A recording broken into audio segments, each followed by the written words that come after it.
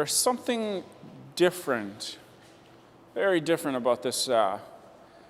In here, we have the new 2023 Range Rover Sport. This thing, it's pretty special. For today's video, special thanks goes to our good friends at Bud's JLR for allowing us to shoot this beauty over here indoors. Yes, they have an indoor showroom that we're going to use today to show you everything you need to know about the new Range Rover Sport. If you want to know more about them, don't forget, check out the link in the description below if you want to come and take this for a test drive, because I believe they do have a demo that you could probably test drive. But don't forget, there's a shortage right now, so things move quickly. Special thanks also goes to Mark, who is kind enough to help us for today's video and arrange everything you've seen here.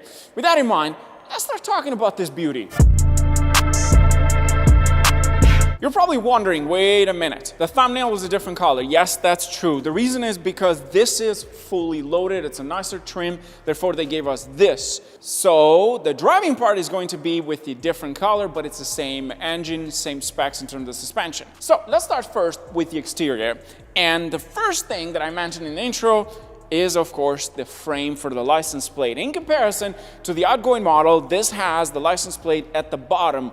The previous generation had it at the top. Tail lights, different. LED, of course, tail lights, much thinner, but yet muscular. Love that. Blacked out Sport, so you know it's a Range Rover Sport. We have the letters across at the back that people in the back can read that this is a Range Rover. At the bottom, aggressive diffuser. This is the P400, and look at those massive exhausts. Now the style of the exhaust is very much like the outgoing model, not too different there. We have that chrome finish around it, the diffuser very, very aggressive. Then the top part over here, we have the spoiler, which is kind of similar to what you find in the outgoing model. This is the third generation Range Rover Sport, and we have the actual brake light at the top, but as you can see, the actual wiper is not here. Why? Because it's hidden completely inside. And if you come closer here, look at how much space you get. I love that design. The next thing we want to talk about is the side profile. And if you look carefully, the actual tail lights are seamless. I love that. Beautiful finish, not extended out. Everything was perfect. In terms of the wheels, this has the 22-inch wheels, but you can opt out for the 23, which of course can cost you more. One thing I noticed in comparison to the outgoing model is this line over here. The center line, in comparison to that, kind of like goes down like a slope. This is more balanced and straight. But then the rear side, look at that. Beautiful, similar design. And at the top, we got two fins. One is for the camera, one is for the actual antenna, but the camera is more for the actual rear view mirror. Then, another thing that I noticed, the door handles. You see, the door handles in comparison to the outgoing model, these are the new that they're using for the new models. So they're hidden in when you close it. You tap that, they hide right in. And don't worry about the snow because I've already done the test. You press that, and here you go. And of course, it has the hidden key inside in case if these don't work. And most importantly, self-closing, rear and front.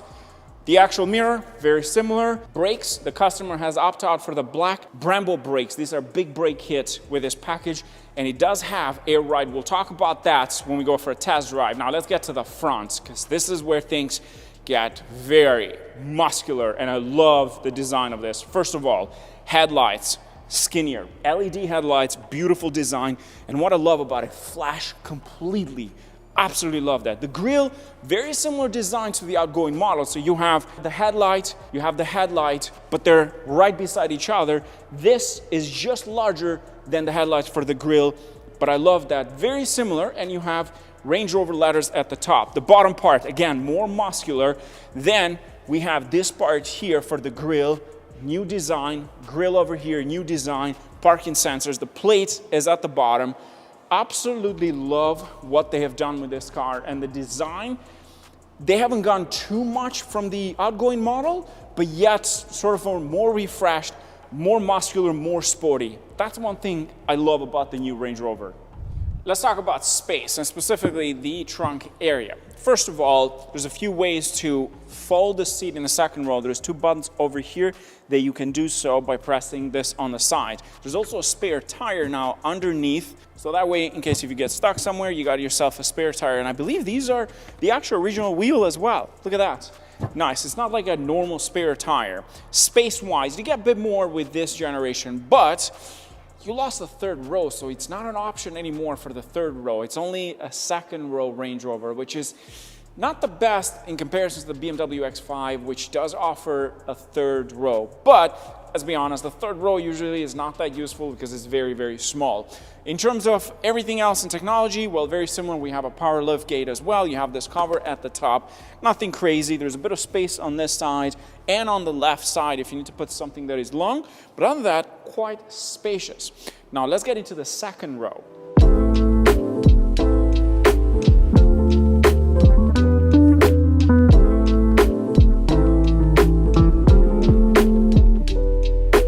Jump into the second row and you're welcomed by this amazing interior that the Range Rover Sport offers, including the beautiful leather seats with 2-tone colors specifically for the interior, like the exterior, which has the Firenze red exterior with a black roof. So it's a 2-tone as well, in and out.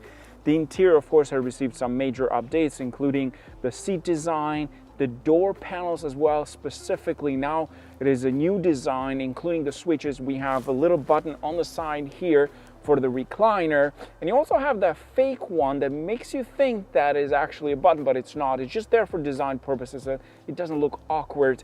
It looks like a proper seat. Then the door panel has more details, so you look at that beautiful glossy black finish, then that beautiful leather included on the side, and on top of that we have this little material fabric used for the door panels specifically, which apparently a lot of people are not a fan of it. I don't mind it, I enjoy it. But then the top side we have a different color, which is of course leather. In terms of tech features, well, we have a beautiful panoramic roof all the way across, which you can only open at the front. The back side also has a beautiful sunshade going across. In terms of other tech features, we have heated seats for both passengers in the back. We have this beautiful armrest in the center with 2 buttons over here. One is for the cup holders, and the other one is you can put your phone in there, or your keys, or even coins if you have any change. Not sure that people that pay 160 grand are worried about some coins. Other than that, nice and spacious inside. I love the sitting position here, and don't forget I'm 6'2", so I'm taller than the average individual, so this is a perfect demonstration of how much space you get in this thing. And another thing I love is the handle at the top while you're going off-road with this beautiful monster. And there's a little button here that you can hang your shirt. Everything else, very futuristic, new design, very luxurious, good material. I love the feeling of the door panel, the leather, it's nice and thick. Even the door itself, it's pretty heavy when you close it. And I love that feeling that it gives you because you're paying quite a lot of money for this thing. Other than that, pretty standard here. Nothing crazy that I wanted. It's maybe like screens. None of that with this actual package. Now, let's jump into the front because that's where the good things are. 1 second. What did I press here? Come on. There we go. Just the mirrors. Where was I? Interior. This thing in the front is a totally different design. Absolutely love what they've done with this. Very user-friendly. We got the beautiful screen behind the steering wheel, which is nice touch, nice finish, everything. The buttons on the left side, the buttons on the right side, touch, press, haptic style. We have a heads-up display, massive heads-up display. But what I love the most about Range Rover Sport in general is the sitting position for someone my height. In most cars, I'm either looking down or looking up. This one is sort of like face straight into where I need it to be. I have all the information here. Massive screen for the cluster. Then we have a massive 13.1-inch infotainment display. That looks like a laptop in the middle, but you still get buttons. And that's where a lot of companies fail to do, is that they put too many things into the infotainment. This still have button. You have your climate unit here for easy access. This is not extremely new because we've seen this in the I-Pace, like for example, to press down to change the temperature. You have the ventilated seats, heated seats, power seats, of course, for both sides. We have The gear knob, small, easy to use. They haven't gotten rid of that completely, which I absolutely appreciate. Put into drive, you put into sport, press that button over there, it goes into park. We have different driving modes here because don't forget, this is the DNA of this car is for off-road as well. So this is not just for day-to-day. If you want to go a little bit off-road towards your cottage, well, guess what? You got the different driving modes here. And what I love are the little details. You press that, you hide the knob completely. You can change different driving modes. You have downhill assist, but everything in this thing just feels so welcoming, so nice. And the car is on as I'm talking, but yet I don't hear the engine as much. The seats are absolutely amazing. We have multiple ways to adjust the seats. I love how thick the bottom part is and so soft in comparison to the outgoing model. And we have these beautiful door handles on the side. It has a rear view mirror over here that turns into a camera, which I showed before at the top. The screen is easy to use. It is touch, and you can listen to that. You can hear the click, so it's not that you're tapping. It works well. Next thing, the actual wireless charging pad, which you don't see it around here, so it's underneath. So that way it doesn't bother. And guess what? My 14 Pro Max fits in perfectly. Not like my M3, which it's actually useless for me. Then in the center, 2 cup holders, of course, most importantly. And guess what? When you pull this thing, there's a little secret to clean this up. And there's a button right in the front. You got more space underneath. This thing is full of space. Then more space over here. In here you can put some coins, something that maybe you need to use, but then most importantly, there is more space there. And if you look carefully underneath here, more space. The actual glove box, it is automatic. So what you do, press that and it lowers, but that's split in 2. So you have the bottom part and then you have the top part. Look how much space you get in this thing, which I absolutely love. And most importantly, they didn't get rid of the armrest here. You got an extra armrest and you can adjust that based to your needs. And it's for both passenger and driver. And I love this piano black style, but yet you still get that leather on the dashboard. So it's not gonna be that hard to maintain this thing except this area. The steering wheel, skinny yet comfortable with the pedal shifters in the back. Love that. Cluster digital. You just can't go wrong with this thing. Full of luxury, yet sporty at the same time a little bit. I like it. I like it quite a lot. Try to catch me howling at the moon.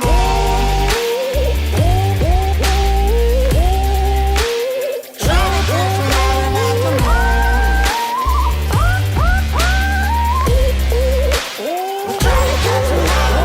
moon. Let's talk about the specs and how it drives. Well, first of all, this uses a 3-liter inline 6. I know I keep saying V6 in some cases, but it's actually an inline 6. It makes 395 horsepower. That's one of the engine options, and it is turbocharged. Unfortunately, we don't get a diesel in Canada, in Europe, if you're watching this from Europe, and I think in India too, probably you get a diesel, not in Canada. In terms of the trims, well, there is the first version, which starts at $101,000 Canadian, $83,000 US. In the US, you get 3 trims.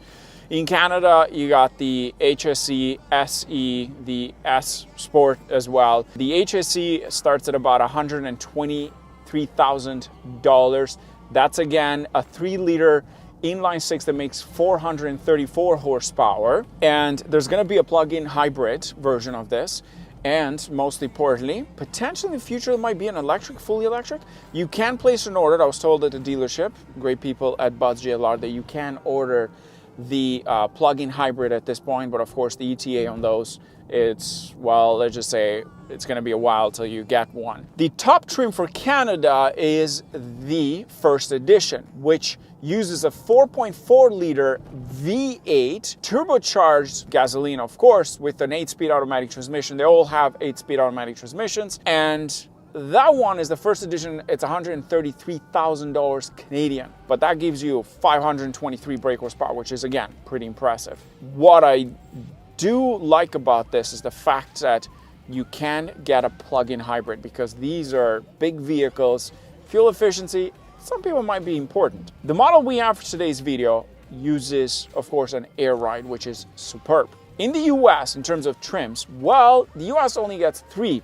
The highest trim, I believe, is the autobiography, which is something that we don't get in Canada. In the US, the PHV model starts at about $104,000 USD. In Canada, it'll be about 120 or so. But they do get a hybrid. They get an autobiography in the US, which that one makes 434 horsepower with the twin turbocharged PHV, which is technically straight from a BMW. It's a ZF.